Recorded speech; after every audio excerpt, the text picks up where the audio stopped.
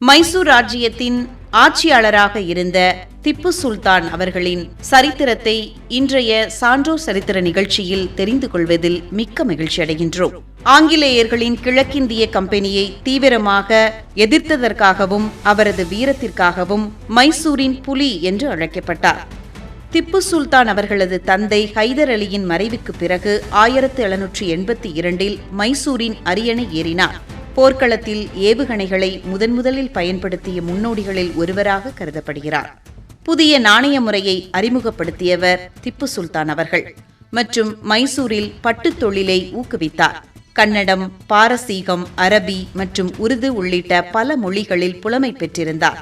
4ஆம் மைசூர் போரின் போது 1799 மே மாதம் 4 அன்று ஸ்ரீரங்கப்பட்டணத்தில் ஆங்கிலேயர்களுடன் போரிட்டு வீர மரணம் அடைந்தார்.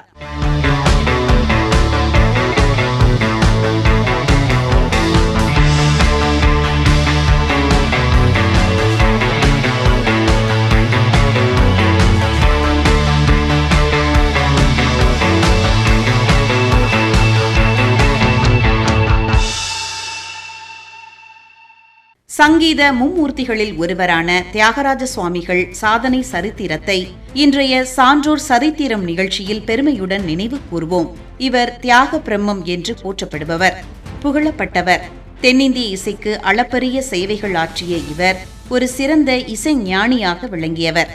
18ஆம் நூற்றாண்டில் சோழ நாட்டில் திருவாரூரில் ராம பக்தரான ராமபிரம்மம் என்பவருக்கும் சீதாமாவுக்கும் 3வது புதல்வராக இவர் பிறந்தார். இவர் பிறந்த பின் இவரின் குடும்பத்தினர் தஞ்சாவூருக்கு அண்மையில் உள்ள திருவையாறில் குடியேறினர். திருவையாறில் இவர் சமஸ்கிருத மொழியில் பயிற்சி பெற்றார். இவருக்கு 8வது வயதிலேயே உபநயனம் நடைபெற்றது. நுட்ப புத்தியும் ராமபக்தியும் கொண்ட தியாகராஜர் ஓய்வு பெற்ற நேரங்களில் சோந்தி வெங்கடராமையரிடம் சங்கீதம் பயின்று வந்தார். குருவின் அருளாலும் வழி நடத்துதலாலும் சங்கீத சம்பிரதாயங்களில் மிக சிறந்த முறையில் இவர் கற்றுத் தேறினார். 18வது வயதில் தியாகராஜருக்கு திருமணம் நடைபெற்றது. பல அபூர்வ ராகங்களில் கீர்த்தனைகளை அவர் இயற்றியிருப்பதால் அந்த ராகங்களில் சொரூபங்களையும் இலக்கணங்களையும் நம்மால் அறிய முடிகின்றது. ஒரே ராகத்தில் பல கீர்த்தனைகளை இவர் இயற்றியிருக்கிறார். அது மட்டுமல்லாமல் தனது தாய்மொழியான தெலுங்கில் பல கீர்த்தனைகள் உருவாக்கி இருக்கிறார். இவருடைய இசை திறமையை கேள்வியுற்ற தஞ்சாவூர் மராத்திய அரசு மன்னரான சரபோஜி இவரை தமது அரசவைக்கு அழைத்து தம்மை பற்றி புகழ்பாட செய்ய வேண்டுமென விரும்பினார். ஆனால் தியாகராஜர் அரசவைக்கு செல்ல மறுத்து நிதிசால சுகமா என்ற கல்யாணி ராக கிருதியை பாடினார்.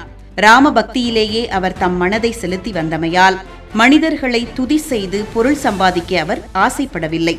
ஏல நீதி யராது கிருதியே தியாகராஜர் முதலில் பாடிய உருப்படியாகும். ஆரம்ப காலத்திலேயே தியாகராஜர் செய்த உருப்படிகள் அநேகமாக திவ்யநாம கீர்த்தனைகளாகவும் தனி சரணத்தை உடைய கிருதிகளாகவுமே அமைந்தன. இவை அநேகமாக தோத்திரங்களாகவே இருந்தன. இவர் இயற்றிய கீர்த்தனைகள் யாவும் தெலுங்கு மற்றும் வடமொழி தவிர வேறு மொழிகளில் அமையவில்லை. 1847ஆம் ஆண்டில் ஜனவரி 6ஆம் நாளன்று தமது 80வது வயதில் தியாகராஜர் காலமானார். இவரின் பூத உடலானது அவர் தம் சீடர்களால் தக்க மரியாதைகளுடன் காவேரி ஆற்றங்கரையில் அவரது குருவான சொண்டி வெங்கடரமணையர் சமாதி அருகிலேயே தகனம் செய்யப்பட்டது. தியாகராஜ சுவாமிகளின் நினைவிடம் திருவையாற்றில் காவேரி நதிக்கரையில் அமைந்துள்ளது. ஆண்டுதோறும் அங்கு இசைக்கலைஞர்கள் கூடி இவருக்கு பஞ்சரத்ன கீர்த்தனைகளை பாடி அஞ்சலி செலுத்துகின்றனர்.